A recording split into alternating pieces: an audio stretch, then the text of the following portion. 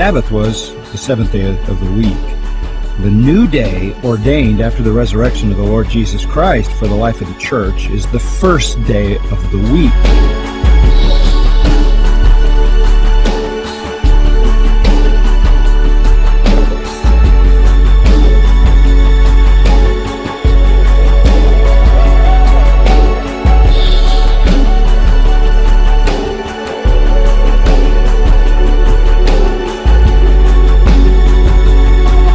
A Christian has no business observing the seventh day at all. We didn't get this first day of the week stuff from the Catholic Church. We didn't get it from the Son of God, we got it from the New Testament.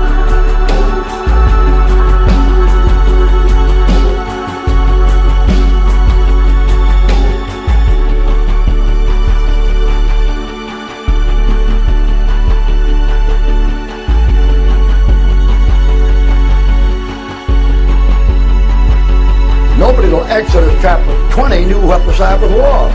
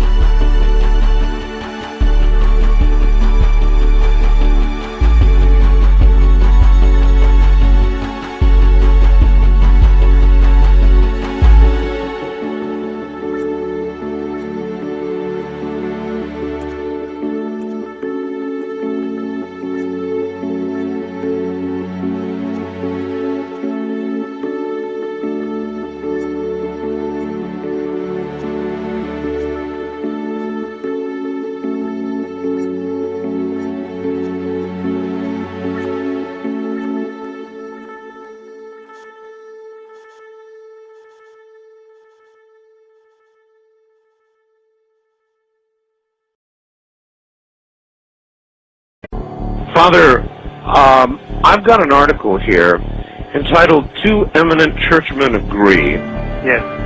That there actually is, and this is a shocker to a lot of people, Yes. that there are satanic practices going on at the Vatican. Could that be true? Yes. You want to say that?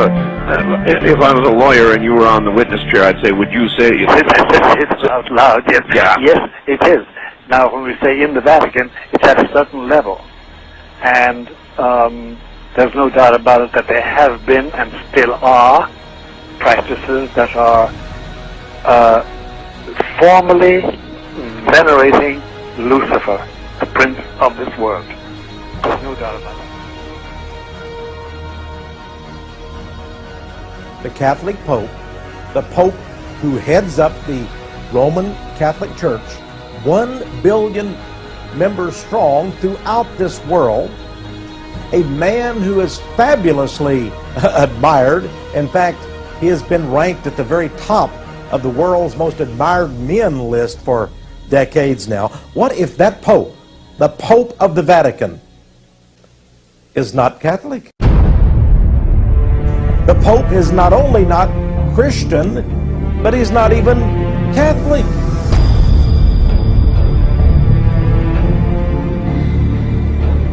The Pope, he has already taken the mark of Shiva, the Hindu god, in his forehead. He has put a statue, or allowed a statue to be placed, on a Catholic altar of a major Catholic church. And they worshipped a Buddhist ritual inside that church. This Pope has embraced evangelist Billy Graham and all of the top Protestant celebrities. He has welcomed Muslim potentates and kings. He has romanced the chief rabbi of Israel. This pontiff has passionately, yes, kissed the breast of Mother Earth. So I ask you, is the claim that the Pope is the world's greatest religious leader, and that claim has been made by people ranging from Jerry Falwell to Billy Graham, believe it or not, is that simply an elaborate hoax? He may indeed be the world's greatest religious leader, but is it true that he is the world's greatest Christian leader? Might it be said that he is not even Catholic?